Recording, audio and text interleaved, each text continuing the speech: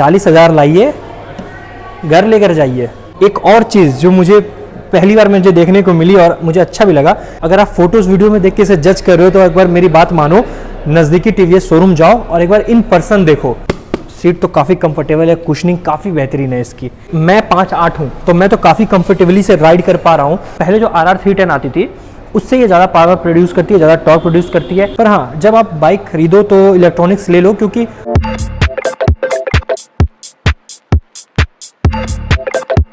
तो hi everyone, welcome back to my YouTube channel. तो आज हमारे साथ है अपाचे RTR 310। जी हाँ, मैं इसका रिव्यू तो बहुत पहले लाना चाहता था, पर क्या करें, टीवीएस ने हमें इनवाइट नहीं किया थाईलैंड जब इसका लॉन्च हो रहा था। पर कोई नहीं, अब हमारे नज़दीकी शोरूम में आ गई है।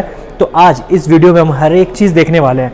डिटेल रिव्यू तो होगा ही, अगर आप इसको लेने में इंटरेस्टेड हो तो कितना डाउन पेमेंट करना है, कितना EMI बनेगा, हर एक छोटी बड़ी चीज़ डिस्कस कर दूंगा, ठीक है। एंड अगर आप लोग वीडियो स्टार्ट करने से पहले मैं कह देता हूँ, अगर आप लोग मुझे भागलपुर से देख रहे हो तो आपको पता ही है कहाँ आना है। मैं इस शोरूम का एड्रेस नीचे डिस्क्रिप्शन में दे दूंगा। कुछ नहीं करना आप लोगों को, कॉपी करो, गूगल मैप पे पेस्ट करो, यहाँ आ जाओ।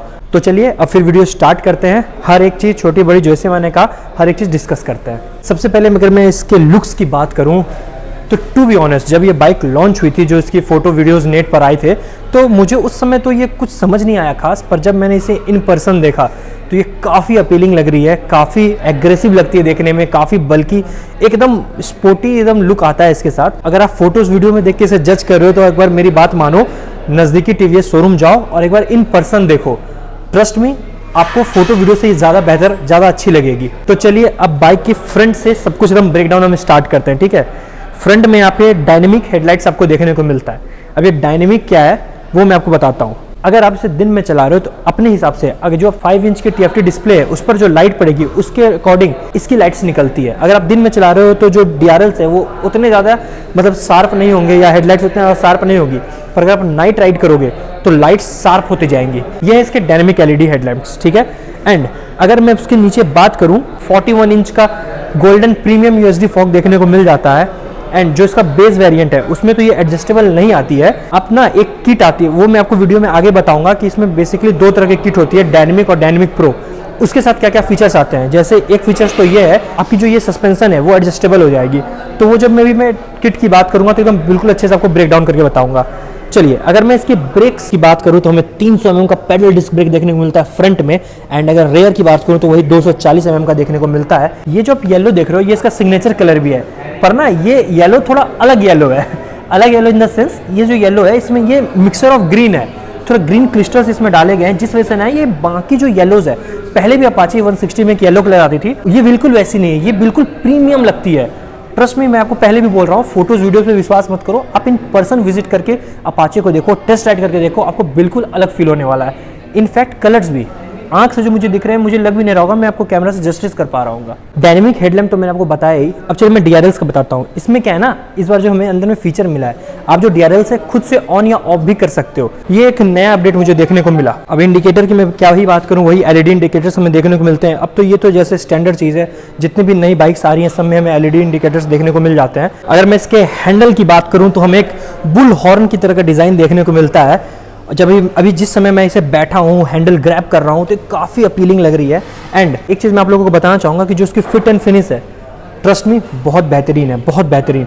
अभी मैं नाम तो नहीं लूँगा, पर एक और मैंने बाइक का रिव्यू किया था, उसकी फिट एंड फिनिश इससे बुरी है, प्राइस इससे ज़्यादा है, पर इसकी जो फिट एंड फिनिश है आप देख के पता पाओगे कि काफ़ी प्रीमियम लगती है देखने में। अगर मैं एडजस्टेबल्स की बात करूँ तो हमें एडजस्टेबल ब्रेक और क्लच देखने को मिलता है। अब मैं आपको बताता हूँ इसे एडजस्ट कैसे करना है। लोग बोलते हैं एडजस्टेबल है, पर एडजस्ट कैसे करें। आपको कुछ नहीं करना होता है, जो ब्रेक्स या क्लच जो भी है आपका, उसे आपको आगे की तरफ पुश करो, फिर अपने हिसाब से नंबर 1 नंबर 2 लगा लो, फिर उसे पीछे कर लो। तो जब भी एडजस्ट करो तो जो भी ब्रेक या क्लच हो उसे आगे पुश कर दो, फिर अपने हिसाब से नंबर लगा लो। जैसे मैं तो 2 नंबर पे लगाता हूँ, नंबर लगा लो, फिर आपका वो एडजस्ट हो गया। इस हिसाब से आप दोनों को एडजस्ट कर सकते हो। एक और चीज़ जो मुझे पहली बार मुझे देखने को मिली और मुझे अच्छा भी लगा, इसमें हमें डुअल हॉर्न देखने को मिल जाता है। जी हाँ, मैं आपको इसका हॉर्न सुना भी देता हूँ, ठीक है। ये देखिए,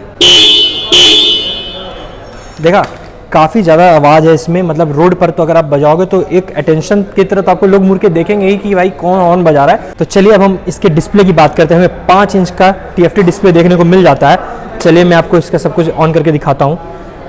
ये TVS की बैजिंग आ गई, काफ़ी बेहतरीन लगता है देखने में। और ये भी बात है ना, इसमें हमें ऑलमोस्ट हर चीज़ देखने को मिलती है, ब्लूटूथ कनेक्टिविटी देखने को मिलती है, इसका खुद का भी ऐप है, वो भी मैं बताता हूँ। हाँ, स्मार्ट एक्स कनेक्ट करके ऐप है जिसमें आप सब कुछ इसका मॉनिटर, बहुत चीज़ें इंफॉर्मेशन आपको उस ऐप में भी मिल जाएगी।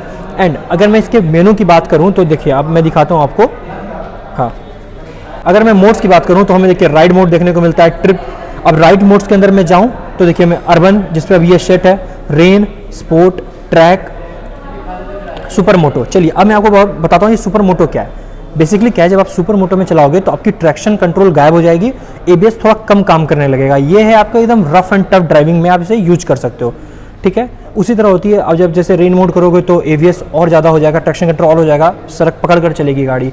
तो ये सारे मोड्स में यही है कि इलेक्ट्रॉनिक्स के साथ, सेटिंग्स के साथ थोड़ा बहुत खेला गया है इसके अंदर। एंड अगर मैं इसमें और भी बात करूँ चीज़ों की, तो देखिए हमें यहाँ पे कूलेंट टेम्परेचर्स देखने को मिल जाता है, हमें कितना हमें रेंज देखने को मिल रहा है, ठीक है, आरपीएम देखने को मिल रहा है, मतलब बहुत ज़्यादा इंफॉर्मेशन कैरी करती है इसकी टीएफटी डिस्प्ले। तो चलिए अब उस चीज़ की बात करते हैं जिसका वेट आप लोग वीडियो के स्टार्टिंग से कर रहे हो। जी हाँ, मैं इंजन की बात कर रहा हूँ। टीवीएस रेसिंग का बैजिंग हमें देखने को मिल जाता है। अगर मैं सीसी की बात करूँ तो ये 312 सीसी का हमें इंजन देखने को मिलता है, जो 35.8 एनएम का प्रोड्यूस करती है पावर 9000 आरपीएम पर, एंड 28.7 एनएम का टॉर्क प्रोड्यूस करती है 6000 आरपीएम पर। 6 स्पीड गियरबॉक्स देखने को मिलता है, लिक्विड कूल हो जाता है। अगर इससे आपको कंपेयर करके ऐसे बताऊं तो पहले जो RR 310 आती थी उससे ये ज़्यादा पावर प्रोड्यूस करती है, ज़्यादा टॉर्क प्रोड्यूस करती है, एंड उससे ये ज़्यादा अच्छी तरह से ट्यून्ड है, more refined than previous models.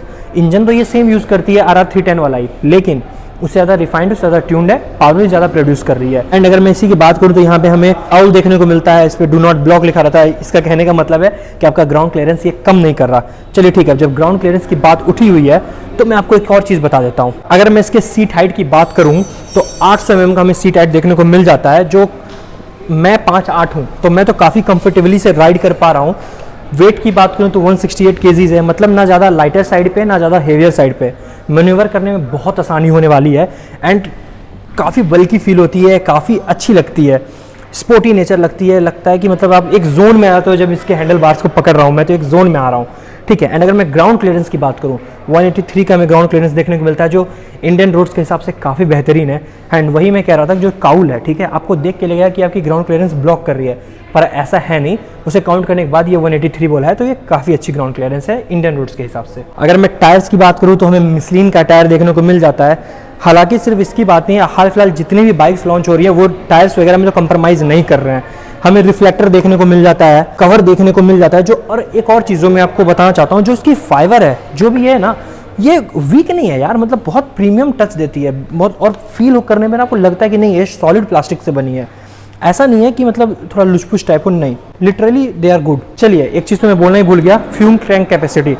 11 litre का हमें फ्यूल टैंक कैपेसिटी देखने को मिल जाता है। अगर मैं माइलेज की बात करूँ तो टीवीएस तो 30 से 35 क्लेम करती है, पर अब अगर मैं खुद तो नहीं बता पाऊंगा क्योंकि अभी तक मैंने इसे ओन तो करता नहीं हूँ, तो प्रॉपर क्या माइलेज मिलते हैं, पर हाँ मैं रिसर्च कर रहा हूँ, जब भी मिलेगा मैं आपको अपडेट कर दूंगा। एंड अगर मैं टॉप स्पीड की बात करूँ तो टीवीएस 150 क्लेम करती है, ठीक है, पर मैंने भी बहुत सारे वीडियोस देखे हैं जो यूट्यूब पर आ गए हैं, कईयों में 160 तक गया है, तो आप मान के चलो कि 160 तो ये जाता ही जाता है, इसका टॉप स्पीड इतना ही है। जब से बाइक लॉन्च हुई है, हीटेड सीट, कूलेंट सीट मतलब क्लाइमेट कंट्रोल सीट की वजह से सीट्स काफ़ी चर्चे में रहे। बेस वेरिएंट में तो आपको नहीं देखने को मिलता है वो चीज़ें, पर हाँ सीट्स वाकई काफ़ी कंफर्टेबल है, बोथ राइडर्स की भी, पिलियंस की भी। हाँ, पिलियन की सीट्स थोड़ी हाइट पे रखी गई है, जो अभी मेरे साथ एक पिलियन में बैठे थे तो काफ़ी कंफर्टेबल फील कर रहे थे। एंड चलिए मैं देखता हूँ कि इसके अंदर क्या है भाई। देखिए अच्छा, इसके अंदर हमें एक स्पेस देखने को मिल जाता है जिसमें हम टूल किट्स वगैरह, फर्स्ट एड किट हमें देखने को मिलता है सीट के अंदर।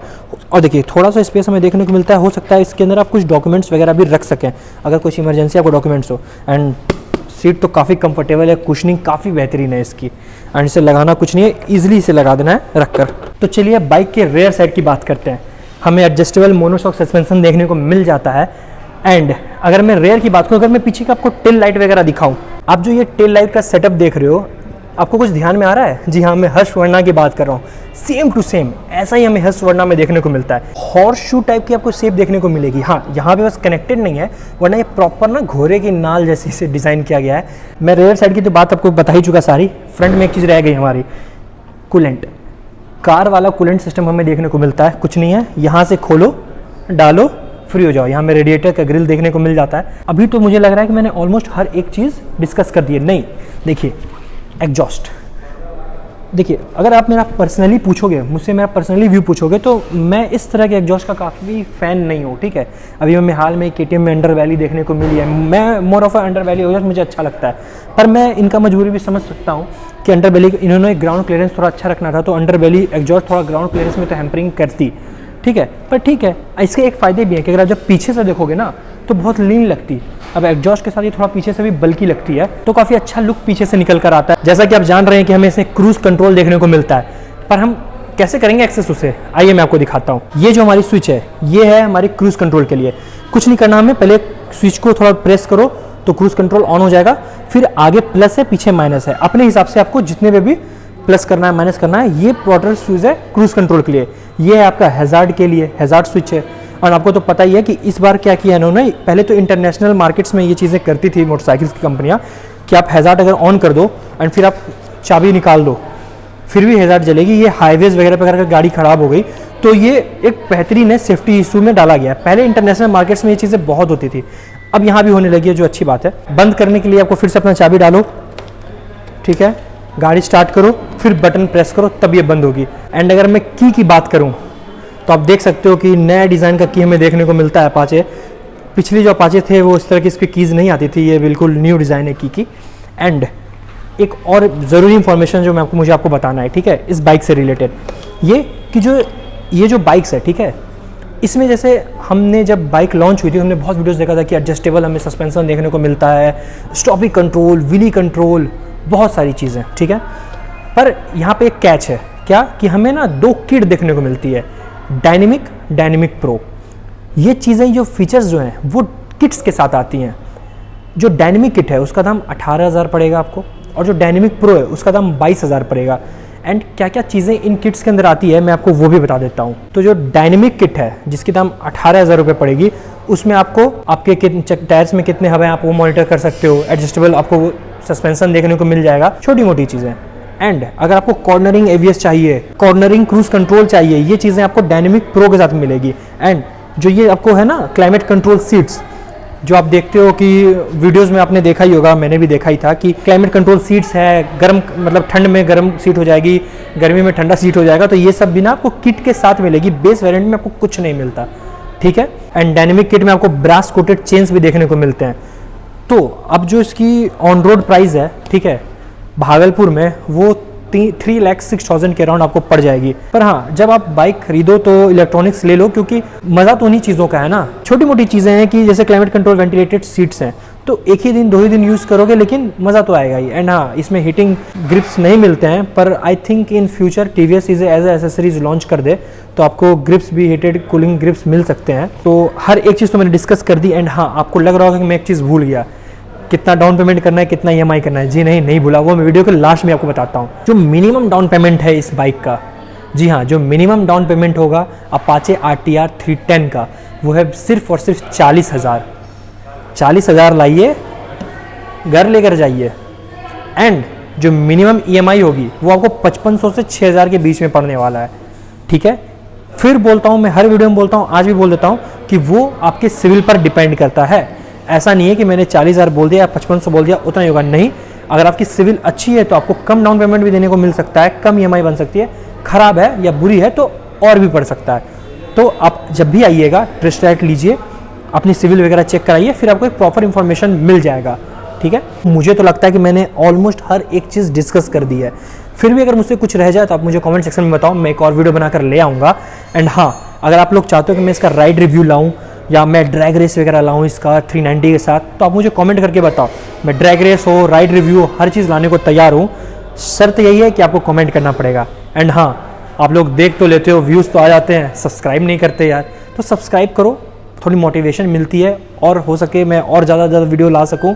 तो चलिए मिलते हैं अगले वीडियो में एक नई बाइक या एक नई टॉपिक के साथ।